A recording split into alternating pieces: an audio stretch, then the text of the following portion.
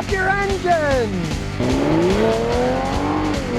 Now here's something you don't see every day. Pontiac G8. This is a 2008. We're gonna go through the whole thing. But first, let's check the trunk. Let's see if there's any kangaroos inside. Realize these are actually Holden Commodores that are made in Australia. And check this out. When you pull the trunk cover up, there's its born on date. It even tells you what time.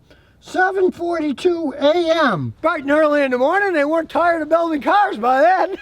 Yeah, they actually put the build dates and the time on these things. Now, the Holden Commodores were made in Australia for quite some time. Very popular car, and they were all sad in Australia where they stopped making them. The reason they stopped these in the United States was because this was right when GM was going bankrupt, and they had to cut a deal with the government. The government bailed them out.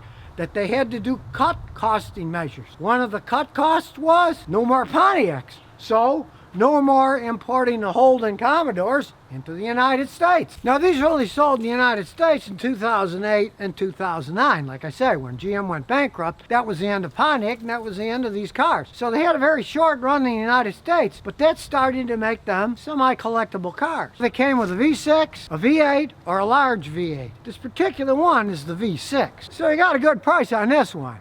If it had been the V8 with the Corvette engine, the LS3, it would have had 415 horsepower stock, and you can bump them up a lot. And back in the day, GM touted the G8 as the fastest production car you can buy for under $30,000. Well, if you got the V8, it was actually 31 and loaded about 35, but it's a very fast car for a very small amount of money. It just came at the wrong time when GM was going bankrupt. So that was the end of them. A lot of people like them. They're great drifting cars because, as you can see under the hood, it's a regular longitudinal engine, and it's rear-wheel drive. Now in Australia, they had a few all-wheel drive ones with the big V8 that were insane machines, but they never imported them into the United States. The Aussies are even crazier than people in Texas and Tennessee. They tend to like giant machines and push them to their limits. Now this one with the V6 still has 256 horsepower, and with the 5-speed automatic in it, it gets up and goes. It's no slouch. And if you're looking to buy one used, like my customer has here, you're going to get a much better price and probably an overall longer lasting vehicle with the V6, because the guys that get the V8s, especially with the Corvette engines in them, they tend to drive the heck out of them. And the ones that I've seen used, I normally tell my customers, don't buy that car, it's all worn out, unless you can get it for next to nothing, and you're going to rebuild everything, the transmission, the engine, the suspension. Now these things were marketed basically as a really nice luxury sports sedan. They got 4 doors. You can hear they're solid, nice chrome and black interior, comfy seats, a lot of room in the back. And this particular one's only got 81,000 miles on it, so it's got a lot of life in it. But these do have problems with the timing chains, and he did have to get the timing chain replaced. It was under warranty from the place he bought it from, so they replaced the chain free. It's nice that there's a timing chain in it, but if you're getting sluggish acceleration, some rattling, and you're buying one of these used, you would want to add the cost of that and take it off of whatever the person's asking for the vehicle. And unlike many modern cars, there's a lot of working room on this thing. Yeah, those are just plastic beauty covers. You take all that stuff off and it's real easy to get to everything, because if you consider this is just a 6. The V8's bigger, so you got a lot of working room on these if you need to do something. Hey, and even today, a very sharp looking car, especially when it blings like this red does. It's a very nice looking car. You can't blame the car that the company went out of business because GM owned them and the government said, hey, you got to start saving money if we're loaning you money, and they just axed the entire Pontiac line. Now, Pontiac only sold a little bit less than 39,000 of these cars in the 2 years that they sold them in the United States. So it wasn't a big seller, and generally when a car isn't a big seller, it's going to be axed. Whether it's a good car or a bad car, they don't sell enough of them, And as far as I'm concerned, they did make some mistakes imported in the United States, like some of the V8s had active fuel management, which ruins the idea of a muscle car. If you got a muscle car, don't put some gimmick in to try to make it get better gas mileage, because then it isn't going to be fast all the time. It isn't going to run right. GM had so many problems with that active fuel management. A lot of guys would put systems in to turn it off so it would just have full power all the time. You're not going to get fantastic gas mileage if you put a big V8 in one of these. But with this V6 engine, a customer here gets around 19 in the city and about 25 on the highway. And for as fast as it is, it's decent gas mileage. The customer with a GT V8, in town he gets about 12 miles a gallon, and on a highway he never even breaks 20 because he drives fast. Put a big old V8 and drive it fast, your gas mileage is going to go downhill.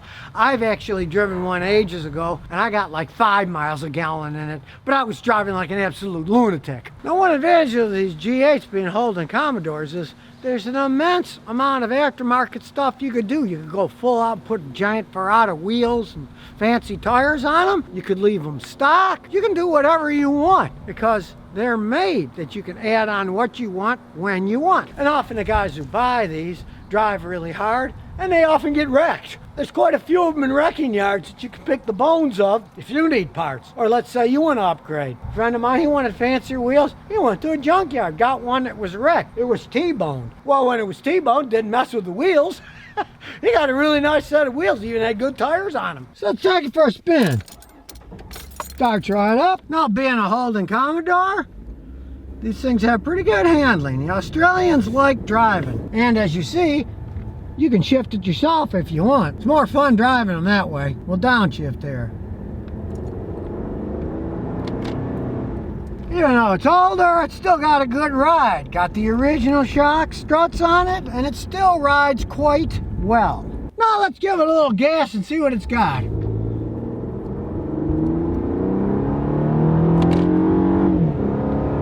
Nice smooth shifting. Got a reasonable amount of horsepower. Doesn't throw you back in your seat like the LS engine does, but it's got plenty of pickup. And out in the country here, it's a very nice cruising car. It's perfect for big people. This guy's gigantic. He's closing in on 7 feet tall. I usually put the seat all the way back. I had to move it up when I sat in it. This is a car made for big people. And even though it's a V6, it still makes a decent sound. And it is a lot of fun to drive on the twisties. When there's no one around, you can twirl around, have a little bit of fun. It's got a nice stance. And it's just unfortunate that the Pontiac G8 and Holden Commodores are as dead as this opossum that this vulture's eating. Such a shame. Look, idle's like a dream. Fun driving car. Well, goodbye Pontiac G8 and Holden Commodore.